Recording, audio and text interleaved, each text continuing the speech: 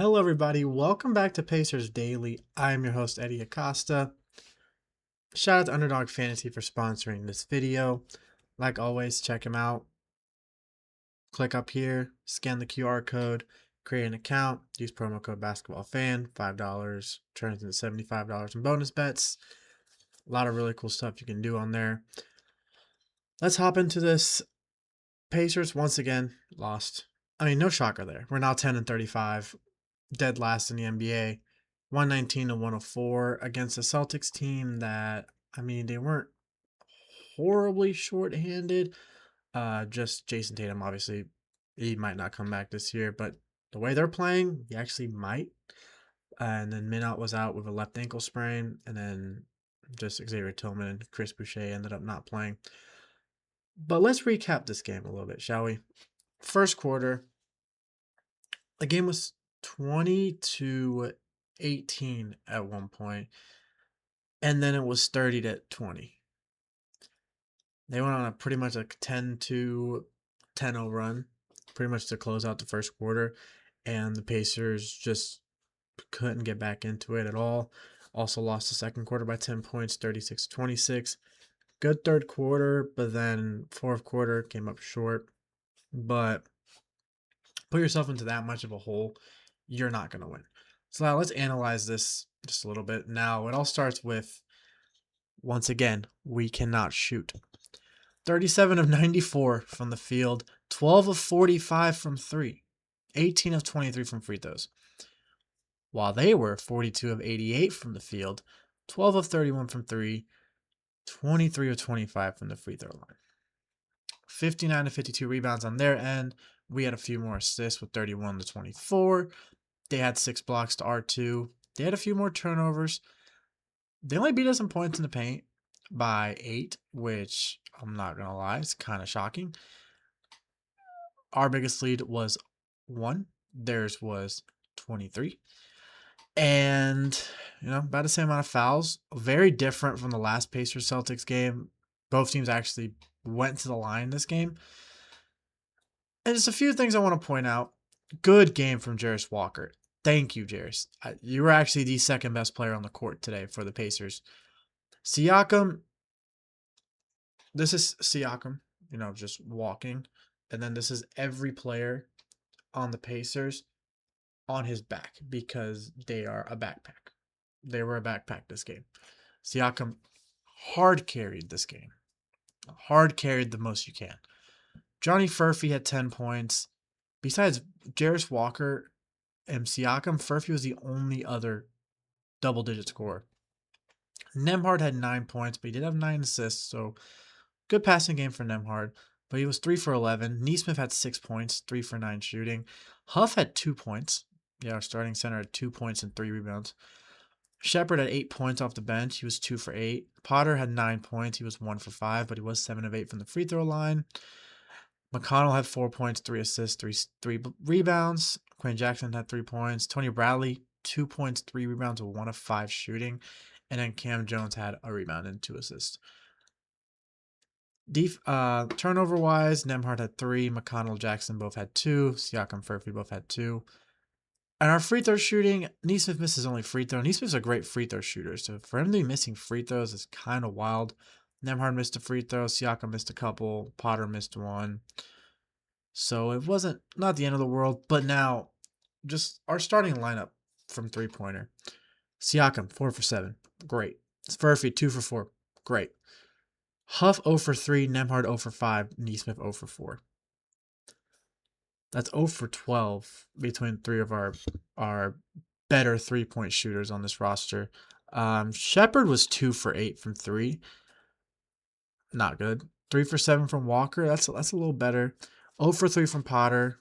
Couldn't get going. McConnell missed his only 3. Isaiah Jackson, for some reason, his only shot in the game was a 3. I have never seen Isaiah Jackson make a three-pointer in my life, so I don't know why he's shooting that. His career three-point shooting is, his rookie season, he shot okay. 31%, which, I mean, for him, not bad. And in his second season, he shot 14% from 3. That's 1 of 7. And then he just hasn't made a 3 since. So that was his first 3-point attempt this year. and he missed it, which no shocker. He's not a 3-point shooter.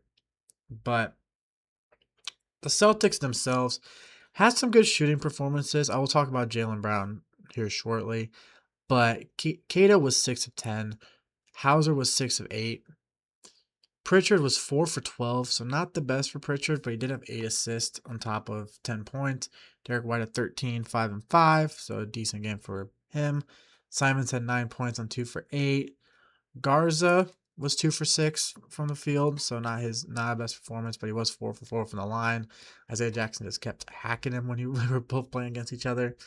Shireman, he's been a good fit for that team. He's been getting more and more minutes since last season. Not too shocked. I mean, his numbers have gone a little bit down, but when he's actually being more efficient and not focusing on just getting shots up, so he's been a lot more efficient, not putting up the exact same numbers. I mean, he actually is only averaging 3 points a game, but still, he's a young guy. He can continue to get it going. And even Ron Harper scored. So there's just a lot that we gotta fix. We gotta focus on. Not the end of the world. The Celtics are the second best team in the East. So good game, going up against them, trying our best, but coming up short, the usual. But now let's talk about, honestly, potential first team All NBA player Jaylen Brown. In this game where he was questionable to play, 30 points, 10 rebounds, 5 assists, 11 of 22 shooting, 7 for 9 from the free throw line, 1 of 2 from 3, 3 steals, did have 5 turnovers, but ignore that. Kind of cancels out. 5 assists, 5 turnovers, so great. Now, the 30 points and 10 rebounds, easy double-double for Jaylen Brown. He led the team in points and in rebounds, second in assists, but he also led his team in steals. And actually, I do want to point out one thing. Neemias Queta had 5 blocks. Crazy performance. But Queta has been very good as a starting center. I genuinely could see a team picking him up if he goes back to the bench, if the Celtics end up going for a new center. Because I don't know if they're going to want Queta to be the full-time starter going into the playoffs or going into next season. But their only other options right now are Luka Garza and Amari Williams, and they're not going to start either of them. So as of right now, it's going to be him. And plus, they do have Chris Boucher and Xavier Tillman, which a little shocked that Boucher has gotten no minutes pretty much this year. Tillman doesn't really get minutes either. And they're both decent players. They can both pick up some good minutes and do what they got to do. Because right now, Chris Boucher is averaging 2.3 points and 2.3 rebounds on 11 minutes per game. I guess he is shooting 32% and 8% from 3. So, yeah, it's a little bit more understandable. But give him a few more minutes, and I guess he will do better. But this is also a guy who won 2 championships in his first 2 seasons, playing a total of 29 games. So, did start with a lot of luck in his career. But now, on a team where he hasn't been getting anything ever since he left the Raptors, where he was actually playing a lot with Toronto. But back to Jaylen Brown. The guy's a menace. The guy is absolutely one of the best players in the NBA. I'm expecting big things from him in the playoffs again. He's a Finals MVP, Eastern Conference Finals MVP. He has stepped up when he needs to. Obviously, this is a Pacers channel, but I got to give credit where credit is due. Jaylen Brown is having statistically his best season, and it's not even close. And this is a guy who's been a multiple-time All-Star. He's already been announced as a starter, but this year's averaging 29.8, 6.6, 4.7, and I can't stress the fact that those numbers are actually incredible, especially for a guy who usually doesn't average that many rebounds. He's had only one season with more rebounds. This is actually his highest season in assists, and he's also averaging more than 3 points more than his second highest scoring season, which was back in 2022-2023 when he's averaging 26.6. He's always been up and down in his shooting. This year he's gone up. Now, his field goal percentage is above the best he's ever had. 3-point percentage is the fourth best he's ever had. Free throw percentage is the highest at 79. He's always been a decent free throw shooter, not a crazy good one. But, all those numbers across the board are just incredible. So huge props to him. Mad respect. So congrats to Jaylen Brown, another big game. Fast breaks, buzzer beaters, and block parties are back, and Underdog is the best place to get in on all the action. Playing on Underdog is easy. Just pick whether your favorite players are going to go higher or lower on stats like points, rebounds, steals, and more. Get your picks right and you can win up to 5,000 times your cash. This time I'm going to look at two more scorers, and they're going to be Anthony Edwards and Luka Doncic, who are both projected at 30.5 points for Thursday's games. Luka is coming off an absolutely absurd triple-double against the Denver Nuggets, 37, 13, and 10. He can score from anywhere. He can pretty much take the game into his own hands. Now, the game itself looked like the Nuggets were actually going to come out on top. They were up as many as, I think it was 16 in the second quarter. And then Luka just started going crazy. Every rebound was falling to him. He was making everything crazy good efficiency. So for his case, I will go higher than 30.5. I think he's just going to continue to dominate and continue to be the leading scorer in the league. Probably might even have a triple-double as well. For Edwards, I'm a little torn because I've seen Edwards have crazy games this season, but I've also seen Edwards struggle from time to time. Now, this game is against Chicago. He is currently averaging right under 30 points a game, averaging 29. He's coming off a game where he scored 38 right after scoring 55 against San Antonio. But then that also comes off the cusp of 4 straight games where he had less than 28. So as of right now, I would go higher just because of the way he's just been shooting from 3, the way he's been getting to the free throw line. Wasn't the most efficient performance against Utah, but 11 of 28 isn't the best. 5 of 15 from 3. But that game against San Antonio, 19 for 33, 9 of 16 from 3. Who knows? He could actually have a game like that against Chicago, who has a decent defense, but is also very inconsistent. So we don't know what Chicago are going to get that day. So I'm going to go higher for both. We'll see. I know that's a high projection, but these are two of the best scorers in the league. So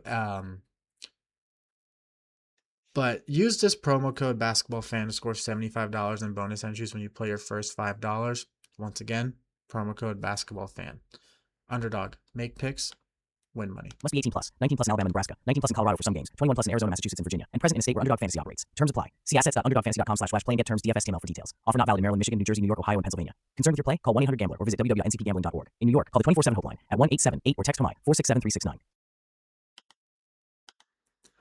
All right, welcome back. And this time, it's that time of week to talk about, my projections for our best player.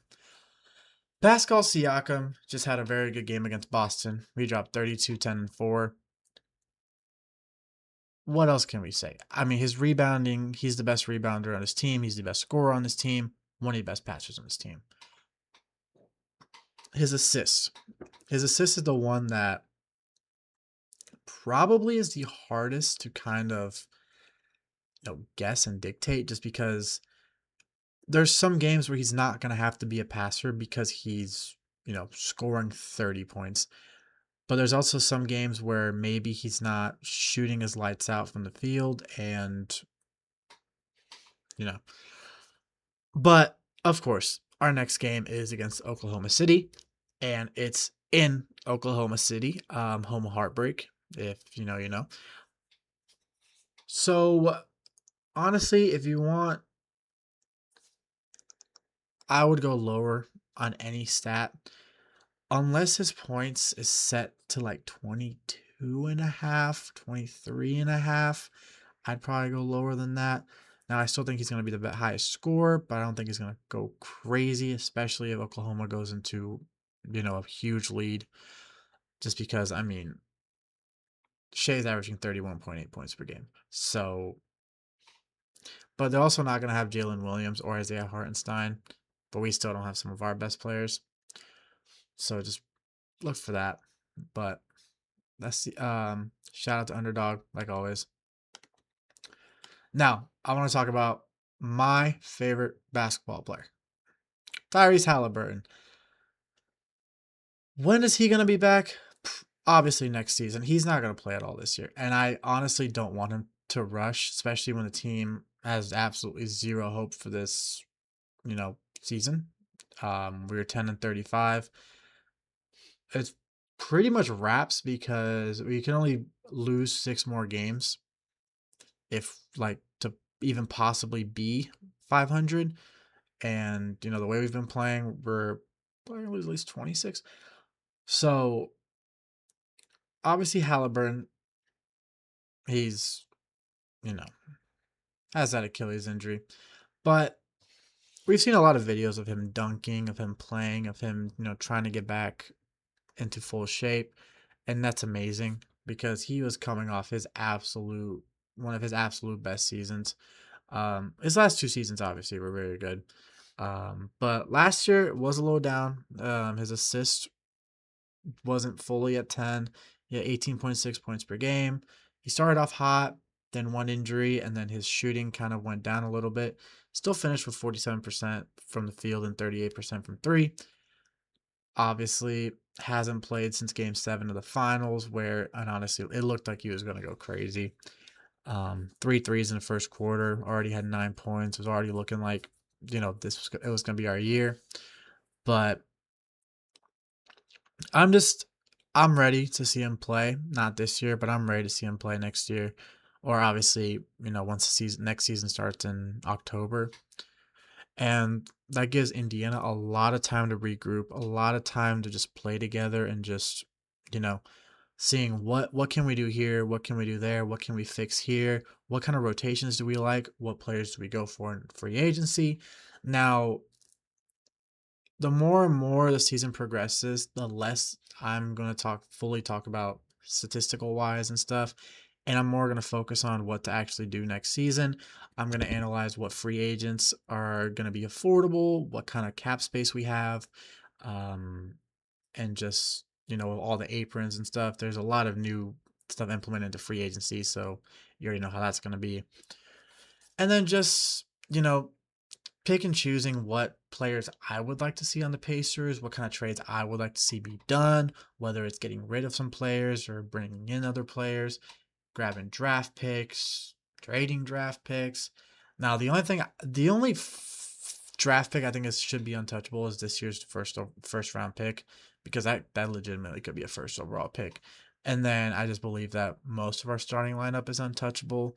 And then, a young player that genuinely you think you could develop. And so there's just, anything could happen. This is the NBA. We've seen a lot of crazy things happen. I mean, we saw Luka Doncic get traded. So that's honestly, that's still wild to me that he got traded to LA and he's just been an absolute monster ever since. And then last but not least, it was a full week of basketball. There's still more to play, of course. Obviously, we have Oklahoma coming up, and that's going to be a fun preview to talk about in tomorrow's episode. And I'm not ready to see that game because I genuinely am scared that they're going to drop 150 on us in 3 quarters. Obviously, not going to happen, but you never know. They're great. We're not. But I wouldn't trade this team for the world. The things that I saw this team do last season were just incredible. Not a single series were we favored in. Even the Bucks series where I actually couldn't even figure out how the Bucks were favored at all because we had the better roster. They had the star player, but they didn't have home court advantage. They had a few injuries. No reason we would have lost that. Cleveland, I understood. Cleveland was the number 1 seed in the Eastern Conference. Had 3 All-Stars last year in Evan Mobley, Darius Garland, and Donovan Mitchell. But, we got that. Same with the Knicks. Knicks had the 2 All-NBA guys with Jalen Brunson and Karl Anthony Towns. Then the MVP. Genuinely. Crazy run. If we would have won that championship, it would have been with that Dirk Nowitzki 2011 run, where Carlisle was also the coach. But as always, huge shout out to Underdog Fantasy for sponsoring this video. Scan this QR code. You know what to do. And as always, I'm your host, Hery Acosta. This is Pacers Daily. Boom, baby. And go, Sirs.